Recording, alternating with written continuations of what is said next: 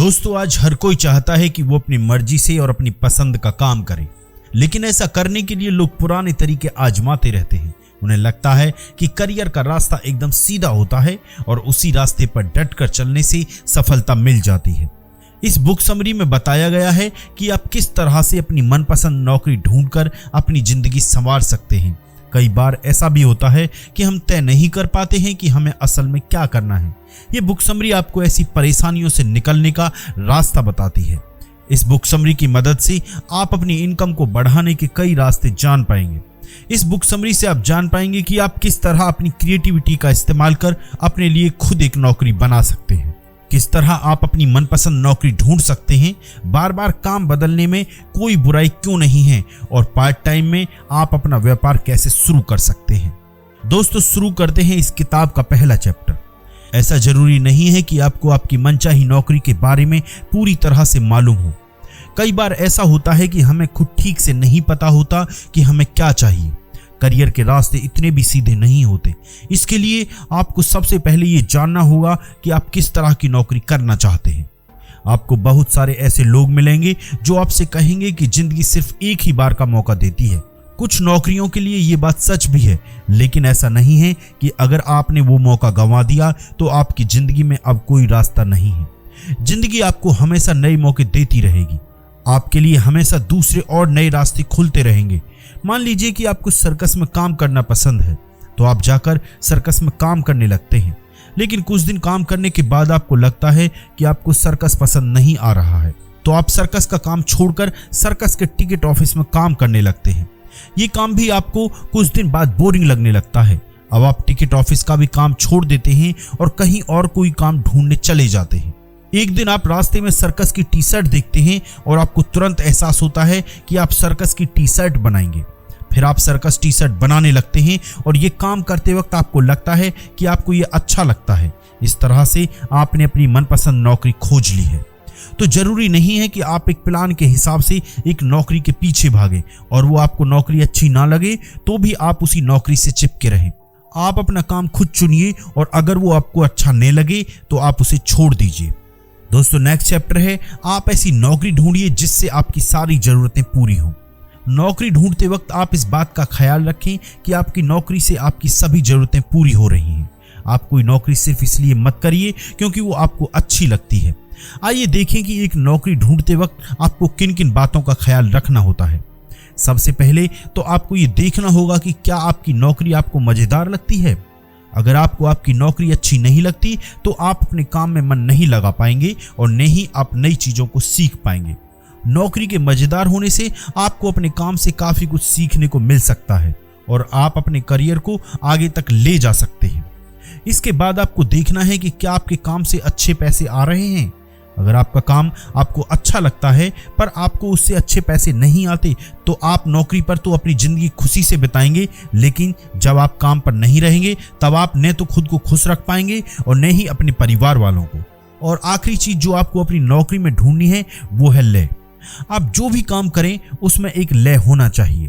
काम करते वक्त आप अपने काम में पूरी तरह से डूबकर उसे कुछ इस तरह से कीजिए कि आपको समय का पता ही न चले। इसके अलावा आप दूसरी जरूरतों पर भी ध्यान दे सकते हैं। आप अपने हिसाब से अपनी नौकरी ढूंढिए। जैसे आपको नौकरी ढूंढते वक्त खुद से ये सवाल पूछने चाहिए, क्या आप 9 से 5 तक की नौकरी करेंगे? क्या आप घर पर काम करेंगे या ऑफिस में? क्या आप अकेले काम करेंगे या एक टीम के साथ? या फिर क्या आप आजादी से काम करेंगे या आपको किसी मैनेजर की जरूरत है? इसी तरह आप अपने आप से और भी सवाल करके अपनी नौकरी की तलाश कर सकते हैं। नेक्स्ट चैप्टर है अपने रास्ते में किसी भी चीज को आने मत दीजिए और हर हालत के लिए तैयार रहिए। आप हर हालत के लिए प्लान बना कर रखिए। अपने डर को अपने काम के रास्ते में मत आने दीजिए। इस चैप्टर में हम देखेंगे कि आप अपने रास्ते की रुकावटों को कैसे दूर कर सकते हैं। अगर आपको डर लग रहा है कि आप हार जाएंगे या आपका काम ठीक से नहीं हो पाएगा तो आप अपने सभी डर को एक जगह पर लिख लीजिए। आप लिखिए कि अगर आप अपना काम करने नहीं जाएंगे तो आपको कौन कौन सी बातों से डर लग सकता है। ऐसा करने पर आपको तुरंत ही लगेगा कि आप ऐसे ही डर रहे थे। आपके ज्यादातर डर बेमतलब के होते हैं। जैसे कि मान लीजिए आपको अपने सीनियर्स के सामने अपना प्रोजेक्ट प्रेजेंटेशन देना है। शुरुआत में आपको लगता है कि आप उनके सामने सही से नहीं बोल पाएंगे या आप डर के मारे कुछ चीजें भूल जाएंगे। तो इन सभी की एक लिस्ट बनाइए और उसे लड़ने का एक तरीका ढूंढ लीजिए। जैसे अगर आपको लगता है कि आप नहीं बोल पाएंगे तो आप अपने आत्मविश्वास को बढ़ाइए, और अगर आपको लगता है कि आप कुछ भूल जाएंगे तो आप एक फाइल में सारी चीजों को लिख कर जाइए और भूलने पर फाइल देख लीजिए। अब आइए हम दूसरे पहलू पर नजर डालते हैं। क्या हो अगर आपका सोचा हुआ नहीं हुआ? अगर बात बिगड़ गई या बीच में कोई बिन बुलाई परेशानी आ गई तो आप क्या करेंगे? ऐसे में आपके पास एक बैकअप प्लान होना चाहिए। आप जब भी कोई प्लान बनाएं तो साथ में एक दूसरा प्लान ये सोचकर बनाएं कि अगर आपका पहला प्लान कामयाब नहीं हुआ तो आप ये करेंगे। इसके अलावा आप अपने आप को हर हालत में संभालने के लिए 3 काम कर सकते हैं।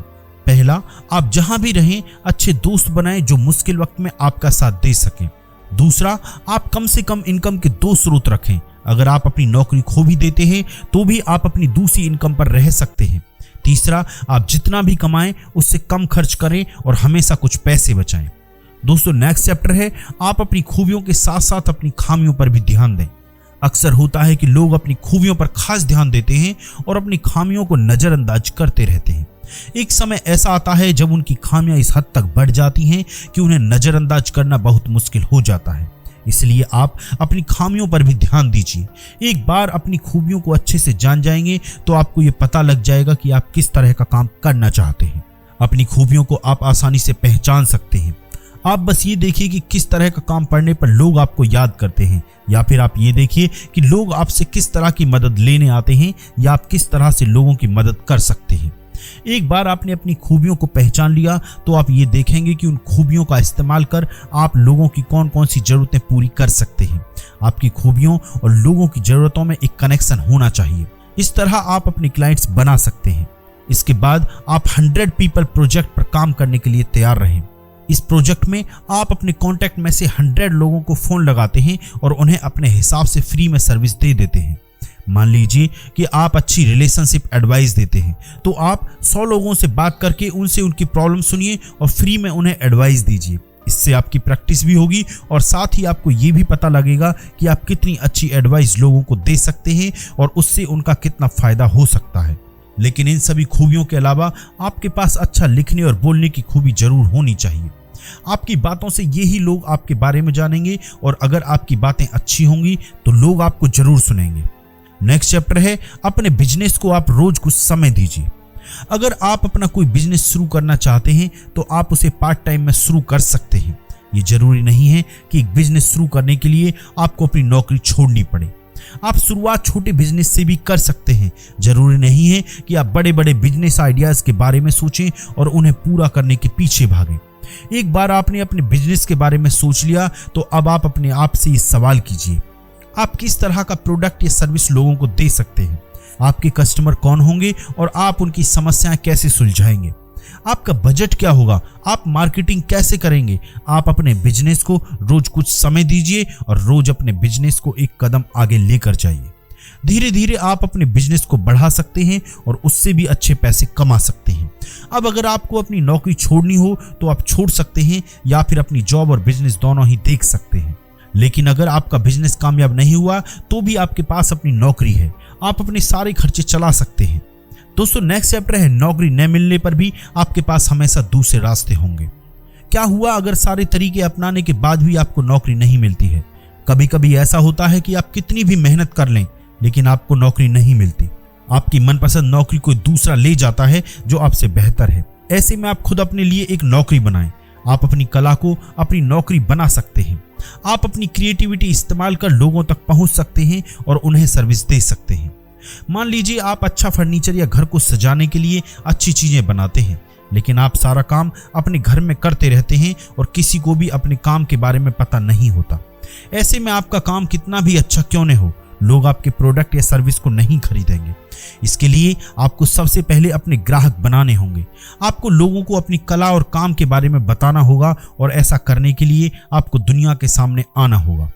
आप अपने आप को प्रसिद्ध करने के लिए किसी भी सोशल नेटवर्क का इस्तेमाल कर सकते हैं। इसके अलावा आप खुद जाकर अपना विज्ञापन दे सकते हैं।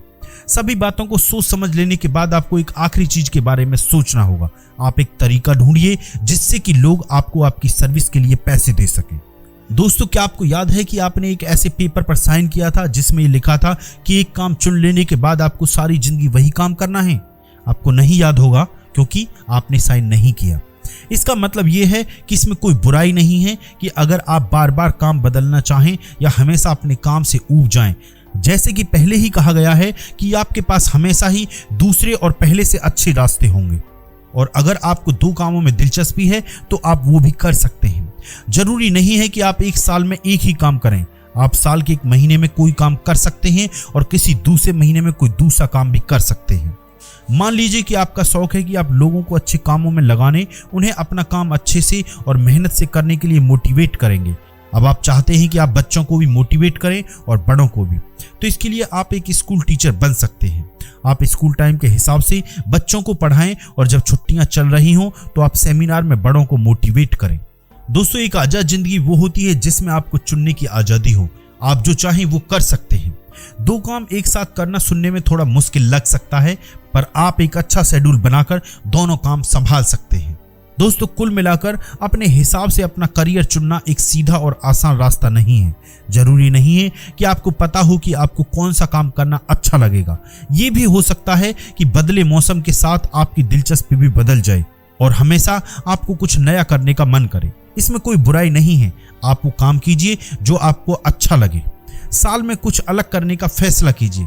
जब भी एक नया साल आए तो आप साल के पहले दिन ये फैसला कीजिए कि आप ये साल कम से कम एक बार सभी नियमों को तोड़कर कुछ अलग करने की कोशिश करेंगे। जरूरी नहीं है कि आप ऐसा पैसा कमाने के लिए ही करें। ऐसा करने से आप अलग अलग लोगों से मिलेंगे और आपको अलग अलग अनुभव होंगे। दोस्तों, इसी तरह की ऑडियो बुक समरीज के लिए इस चैनल को लाइक करें, सब्सक्राइब करें एंड शेयर करें। बहुत बहुत धन्यवाद। खुश रहिए।